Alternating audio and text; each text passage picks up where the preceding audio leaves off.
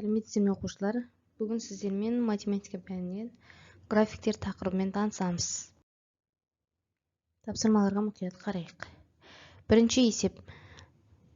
Биылғы жылғы картоптың түсімі 200 гектар центнер, ал былтыр 150 гектар центнер болды. Егер картоп отырғызуға бөлінген жердің ауданы 10 гектар болса, шаруа қожалығында биылғы жылы қанша картоп артық жиналды? Ол үшін әрине қайсысы артық екенін табамыз.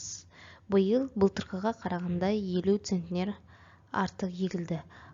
Бұл 1 гектарды, ал 10 гектар табу үшін әрине көбейтеміз. Сонда шаруа қожалығында 500 центнер картоп артық жиналды. Енді екінші есеп. Қарағанды облысында картоптың түсімі 16 гектар центнер, ал Қостанай облысында 8 гектар центнер. Егер екі облысы бірдей 320 тонна картоп жинап алған болса, онда қостанайлық және қарағандылық фермерлердің еккен картопы қандай ауданда алып жатыр? Ол үшін әрқайсысын жеке-жеке бөліп қарастырамыз. 320 тоннаны әуелі центнерге айналдырамыз. 1 тоннада 10 центнер болса, 320 тоннада 3200 центнер бар. Сонда қарағандылық фермерлер 200, ал қостанайлық фермерлер 400 гектар жерді алып жатыр. Демек, екі есе. Немесе 16 мен 8-дің бөлінісі де 2-ге тең. Яғни 2 есе артық болады.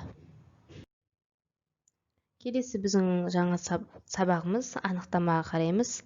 График сөзінің қандай да бір шаманың басқаға тәуелділігін көрнекі бейнелеу үшін қолданылатын сызба. Яғни, мына біз суретке қарайық, көк түспен белгіленіп тұрған бұл бағасы, ал қызыл түспен белгіленіп тұрған бұл саны.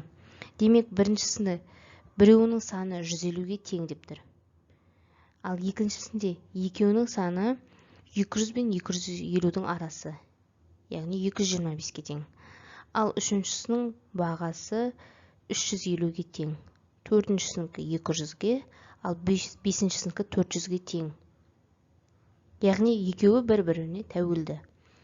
График кейбір есептерді шығарудың ыңғайлы тәсілі. Күнделікті өмірде сен пойыздардың қозғалыс графигін, ауа температурасының өзгеру графигін және басқа да түрлі графиктерді кездестіруің мүмкін. Келесі үшінші есепке қарайық. Математика күнделікті өмірде қозғалыс графигін көр.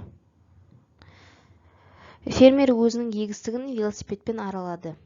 Көлденең ось бойынша қозғалыс уақытын, ал тік ось бойынша жүріп өткен жолын арақашықтығынсыз.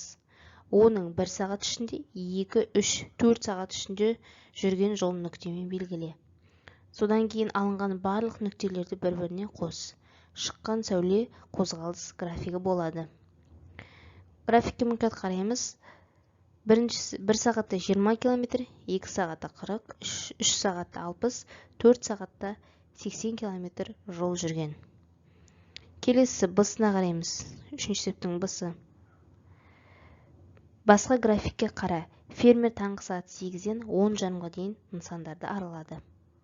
8 бұл шыққан межесі, 8 жарымда 30 км жүрді, 9-да 50 км, 9:30-да 65 км, 10:00-де 90 км, 10:30-да 100 км жолды жүріп өтті. Келесі 4-ке қараймыз. Фермер жинаған егінін өткізіп, келесі жылы егін егу үшін барлық заттарды сатып алды.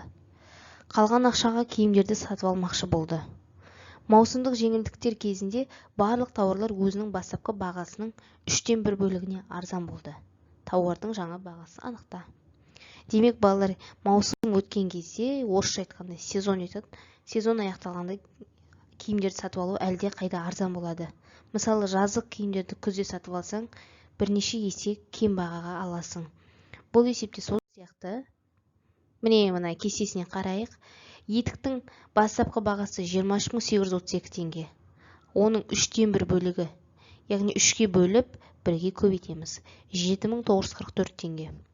Күрте 11.238 теңге. Костюм 4.648, кроссовка 4.270 теңге. Келесі 6-шы есепке қарайық оқушылар. 6-ның асы.